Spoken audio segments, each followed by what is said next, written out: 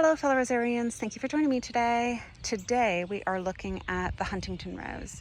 The Huntington rose is a David Austin and it's a great bloomer for us in zone 8A in a highly humid environment. I do have sawfly damage because I am an organic gardener and I choose not to spray.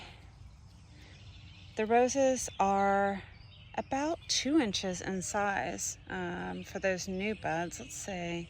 But this one looks like it could be about 3. I am not detecting a fragrance on this rose, but it looks like it's gonna have a great flush in the coming days.